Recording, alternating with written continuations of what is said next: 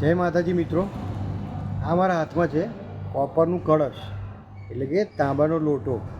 આ મારા હાથમાં એટલે છે કે હું આજે તમને સમજાવવા માગું છું કે આપણે સૂર્યદેવને અર્ઘ્ય આપીએ છીએ કે પાણી આપીએ છીએ એનું મહત્ત્વ શું છે. આપણા હિન્દુ ઉપનિષદમાં વેદોમાં લખેલું છે કે સૂર્યદેવને રોજે પાણી આપવું જોઈએ, અર્ઘ્ય આપવું જોઈએ સવારે ઉઠીને વહેલા. તો એનું રીઝન તમને સમજાવું છું કે સૌથી પહેલાં તાંબાનો લોટો કેમ યુઝ કરીએ છીએ. તો આની અંદર બેક્ટેરિયા, ફંગી, માઇક્રો ઓર્ગેનિઝમ્સ એ બધાને કિલ કરવા માટેની પ્રોપર્ટીઝ છે. સૌથી પ્યોરેસ્ટ ફોર્મ વોટર આમાં રહેતું હોય છે, એટલે આમાં પાણી ભરીને પણ તમે પી શકો છો. કોપરની ઘણી બધી પ્રોપર્ટીઝ છે આમાં. થોડું તમે રોઝ પેટલ્સ ને રોઝની પાંખડીઓ મૂકીને ચોખા મૂકીને એટલે as an act of respect સૂર્યદેવને રિસ્પેક્ટ આપી છે એ પ્રમાણે એમાં મૂકીને તમે પાણી આપી શકો. હવે પાણી આપણે અર્પણ કેવી રીતે કરવાનું?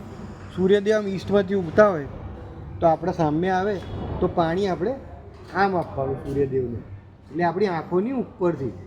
એનું રીઝન છે કે આપણે નાનપણમાં ભણ્યા કે જે પ્રિઝમ હોય છે એમાં વ્હાઇટ લાઇટ પાસ કરો તો 7 કલરના રેઇનબો દેખાતા હોય છે. સિમિલર સાયન્સ આમાં એપ્લાય થાય છે.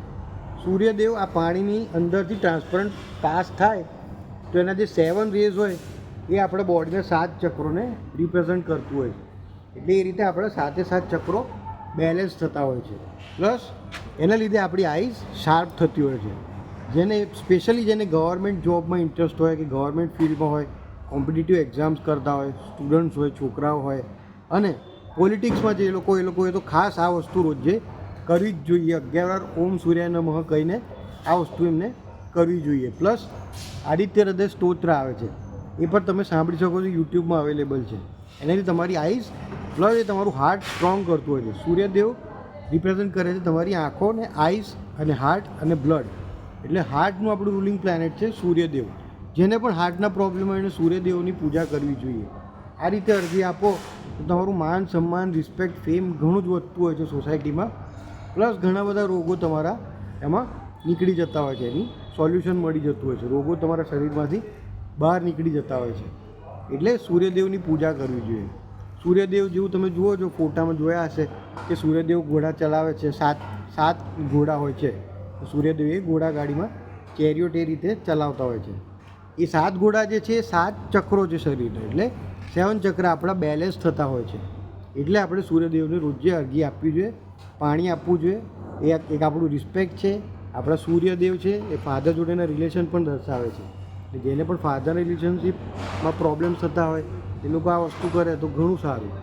અને છેલ્લા એક વસ્તુ કહી દઉં કે તમે ગૂગલમાં જોયું હશે કે આજકાલ આ લોકો બધા કહેતા હોય છે ઇંગ્લિશમાં કે આ માઇથોલોજીકલ વસ્તુ છે, માઇથોલોજીકલ બુક્સ છે. આ બધું માઇથોલોજીકલ નથી, મિથ પરથી માઇથોલોજી આવ્યું છે. મિથ એટલે શું? એક કાલ્પનિક વસ્તુ. હવે આ બધી કોઈ પણ કાલ્પનિક વસ્તુ નથી. જે માઇથોલોજીકલ બુક્સ છે એ બધી ફેક્ટ છે, આપણી હિન્દુઓનું ફેક્ટ છે. તમારા છોકરાઓને શીખવાડો કે આ માઇથોલોજીકલ બુક્સ ના કહે એને રિયલ આપણી હિસ્ટ્રી છે. આપણા વેદો ઉપનિષદમાં લખેલું છે. આ બધું હકીકતમાં બની ગયેલું છે. રામાયણ, મહાભારત બધું બની ગયેલું છે. અને રેનબો એટલે ગુજરાતીમાં એને મેઘધનુષ કહેવાય છે. એ પણ તમારા છોકરાઓને શીખવાડજો. ઘણા છોકરાઓને નહીં ખબર હોય કે રેનબોને ગુજરાતીમાં શું કહેવાય છે. બસ આટલું જ કહેવું હતું. આ તમે વિડીયો ફોરવર્ડ કરો, શેર કરો, લાઈક કરો, સબસ્ક્રાઈબ કરો, બધામાં ફેલાવો. કંઈ પૂછવું હોય તો મને પૂછી શકો છો. ઓમ નમઃ શિવાય.